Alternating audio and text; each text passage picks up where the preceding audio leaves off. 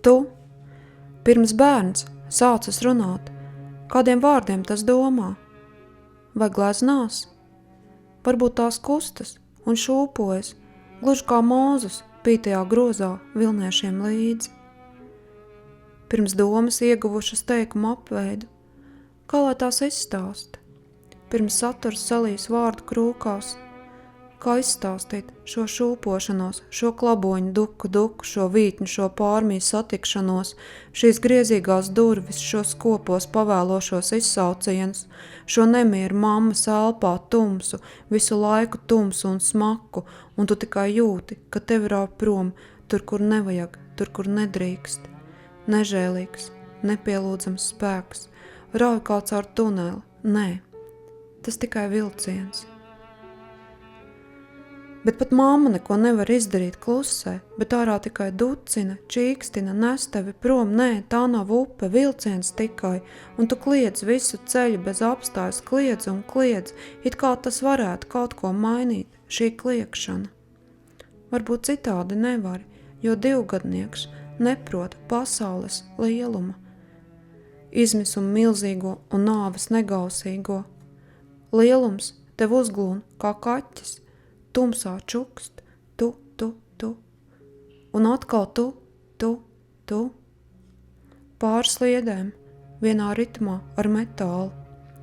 Nē, tu esi tikai divgadnieks, un tu nemāki lielumu izsacīt vārdiem. Visu ceļu viņa kliedza, 5000 kilometru, 2000 jūras jūdžu, pēdu miljoni. Tā jau nav nāve, muļķīt. Tas tikai vilciens. Jārs, stepe, tas ir plašums, vasarā tuksnesis, ziemā jūra, līgani, viļņi, kungst kramā, jūdzēm tālu. Katra sāģa ir osta, uguns aiz zemnīcas sienām, siltums cilvēkiem krūtīs. Stepē cilvēki kļūst cīkstoņiem līdzīgi, viens otru balstīdami uzvar. Anna un Asnāte iet pēc Jāra. Drīz būs Ziemassvētki, latvieši iekrājuši naudu un viņas paņēmušas ragutiņas iet pakaļ Jāram. Līdz tuvējai sāģai nemaz tik tālu nav. Viena jūras jūdze, tikai viena. Tie tik būs svētki, kad viņas pārnāks. Varbūt tāpēc, kad domā par laiku, tas kļūst tik smagnējs. Gaidot minūtes vairs neritinās, nesteidz, neripo, tās klumpečo. Diena vēl tikai pusē. Stindzinošie klājumi aprī sauli, bet mēs, zemnīcas bērni, gaidām Jāru, bet mamma nenāk. Saule pietāvojusies rietam, tēvs aizvien biežāk skatās uz durvīm, sajožas iet pie kaimiņiem, jo mamma nenāk.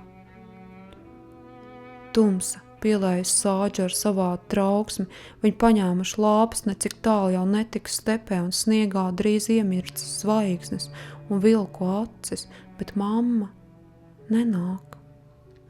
Tēvs ar kaimiņu sasaucas, vilki sasaucas, tie jau neatšķirs Jāra un cilvēka miesas, asinis smaržo vienādi saldi, vējš gaudo līdzi, izsalkums vilkus, pātago un trens, stepē meklēt sliedes, kur gājušas Anna un Asnāte.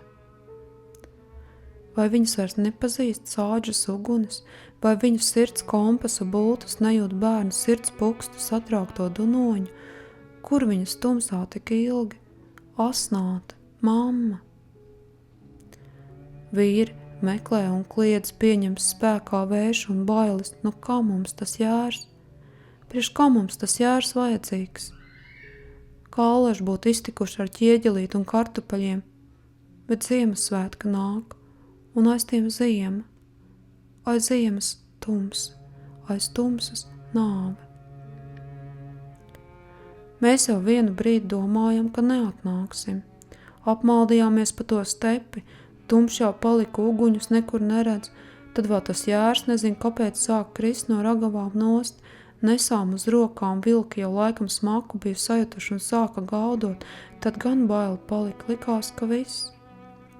Un tad kaut kā, pat nezinu, nu vien gaismiņu tur tālumā siltāk ieraudzījām. Stepe ir sasalus jūra, milzīga, tu nemaz cilvēks nevar pāriet, vilks tikai. Anna un Asnāte nes Jēru, upurjērs nes Annu un Asnāti.